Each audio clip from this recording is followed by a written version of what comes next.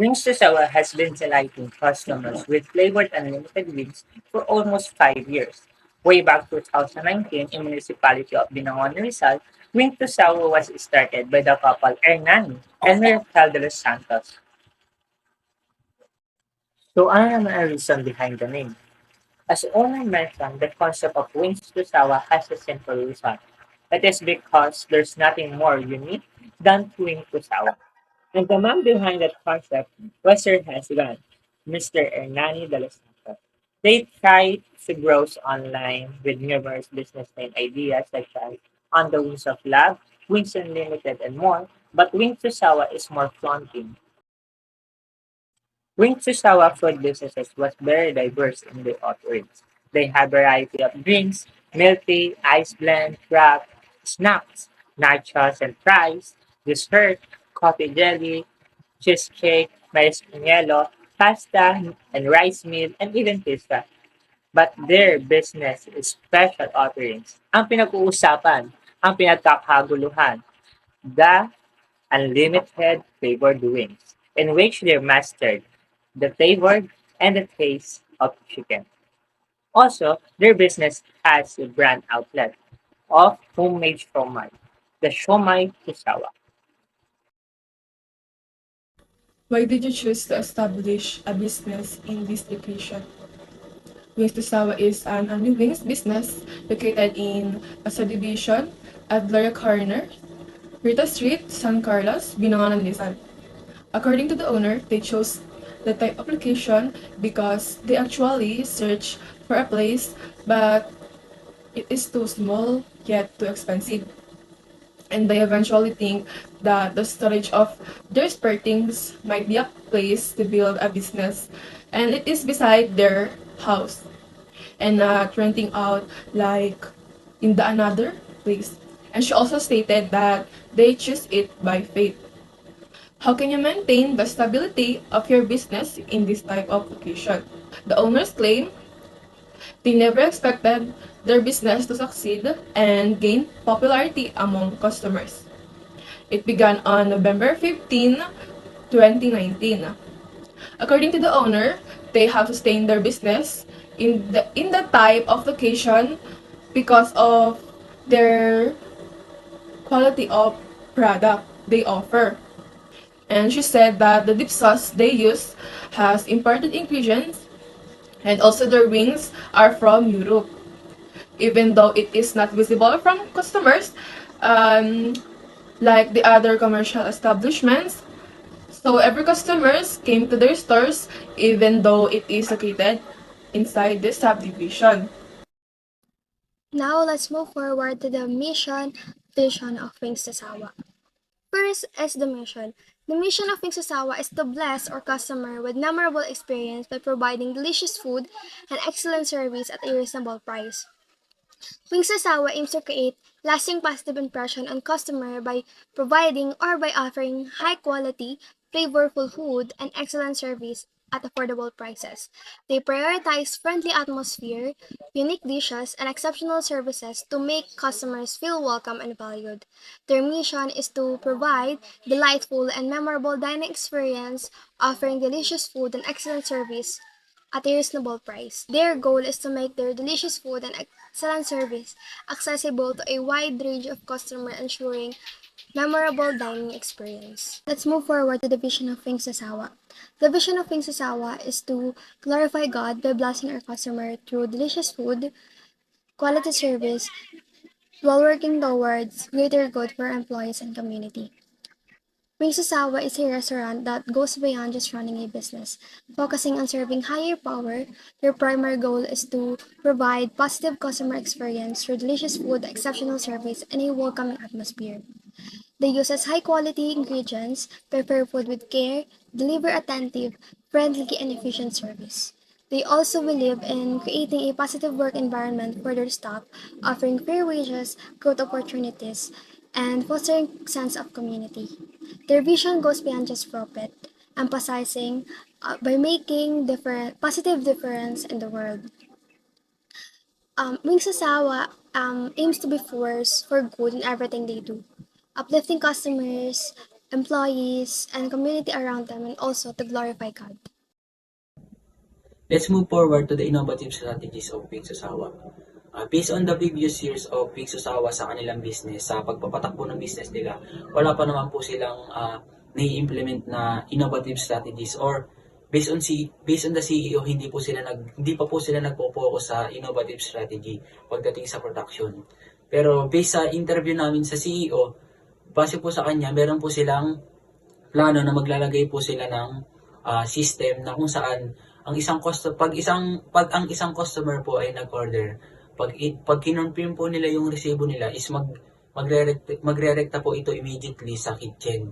So sa yung mga tao sa kitchen, makikita po agad nila na meron nang may nag-order. So mas sa dung paraan po, mas mapapadali po nila yung production sa kitchen, or mas mapapadali po yung process ng order ng mga customer. So, based on the owner's response, the current issue they are facing is the hot weather that is now occurring. As a result, they have decided to make a strategy, which is yung paglalagay ng shades dun sa roof ng store nila para maiwasan or mabawasan yung init na nararanasan ng mga customer. And as far as I can remember, the owner said that if they are facing a lot of challenges, they are just go with the flow on it. So for me, I agree with them because kapag ka naman nagkakaroon tayo ng problema, hindi tayo dapat basta-basta sumusuko, and kailangan meron tayong plan para maiwasan or ma-overcome natin yung mga challenges na pwede nating ma-encounter. So the fifth question is, how many consumers your business can handle in every single day? So Wings to Sawa estimated range is up to 100 to 200 customers every day. So they mastered the estimation of their wings that are needed to accompany all their customers. They tried to use local wings, but it didn't work out for them because it seems like local wings they have tricks. So as of now, they are using wings from US and Europe. So according to the owner, there are times that they almost run out of wings, especially in times of Mother's Day, Father's Day, and Valentine's Day. But luckily, they have suppliers from Taguig and Antipolo to deliver it as much as possible. Quality control is very important, lalo na kung yung mga products nyo ay pagkain. Kasi kinoconsume siya ng tao, tsaka kailangan safe siya kainin, tsaka malinis. So yung quality control ng Wings to Sawa ay pinipili nilang ingredients is yung mahal, pero syempre masarap yun and high quality. Kesa dun sa mura, pero syempre pag niluto mo, pag natikman mo, iba yung lasa. Kasi kapag ganon, yung mga customer na bumili is pwedeng hindi sila bumalik kapag hindi sila nasarapan dun sa pagkain na binabenta nila. Or kaya dapat kahit mahal yung ingredients is i-go nila. Para syempre kapag natikman ng customer, syempre masasatisfy sila, and then kapag nasatisfy sila, syempre magkakaroon ng repeat purchase dun sa kainan na yan, or dun sa Wings to Sawa. So syempre, tinitikman ng mga kitchen crews yung mga pagkain na niluluto nila. So required sila na tikman yun every morning or every day. Syempre, para nga ma-ensure yung safety, di ba? So sila yung unang makakaalam kung safe ba yung food na ibebenta nila sa tao.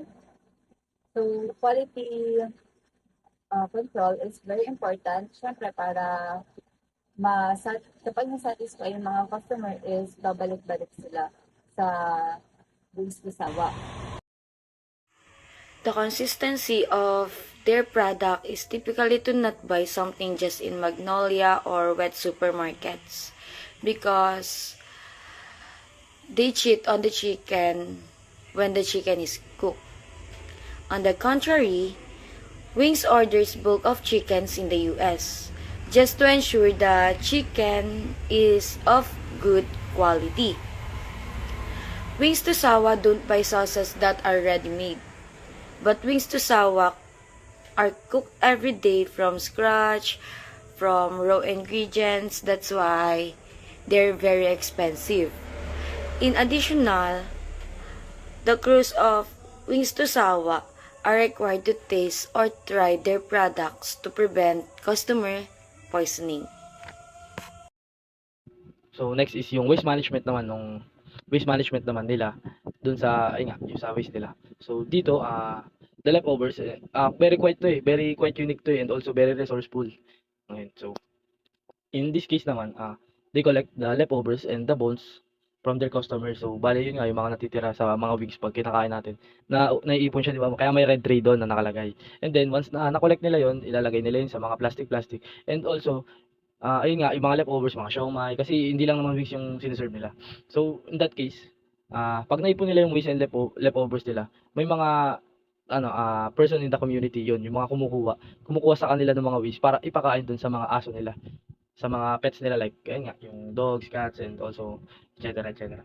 So, dito, nalilesen na nga yung waste nila, napopromote pa nila yung product nila na nagiging resourceful kahit na waste na. And it is a very benefiting strategy for their community. Do you think that the efficiency of the employees' operation is affected when there's a pending work to do? No. Dahil lahat ng staffs sa Wings to Sawa is well-trained at lahat sila is nakadesignate sa isang station or isang area sa kanilang workplace. Merong mga nasa kitchen area, sa production area, sa guest or sa mga tumatanggap ng guest and yung mga malalapit sa stations ng customers. And dahil doon, mas napapadali at nagiging maayos ang kanilang pagtake ng orders, pag-produce ng orders, and isa pa, lahat sila is snappy and accurate sa mga orders na tinatake nila at ginagawa nila. And dahil nga doon, hindi sila nagkakamali, mas nagiging efficient at mas mabilis ang paggawa nila ng mga product kahit dire-diretso at tuloy-tuloy ang mga customers na dumadating. What technique do you use to improve the employees' efficiency in making the products? Wings to Sawa provides a proper training to the staff and lahat sila is kailangan merong knowledge and skills na designated sa mga positions na kinagampanan nila para mapadali ang kanilang operation. And para sa alam ng lahat, ang employees nila is required na alam ang mga essential skills sa paggawa sa kanilang mga designated na task. And especially, yung nasa kitchen. Dahil sila yung mga nagproproduce ng product na maaaring magustuhan o hindi ng mga customers. Lahat ng chef or lahat ng nasa kitchen is required alam yung mga proper ingredients, proper seasoning, and proper taste ng lahat ng product dahil lahat sila ay required na tikman ang mga product sa umaga before nila i-distribute ito sa mga customers na o-order. And dahil nga doon, mas nagiging efficient ang paggawa nila ng products. How do you minimize the cost?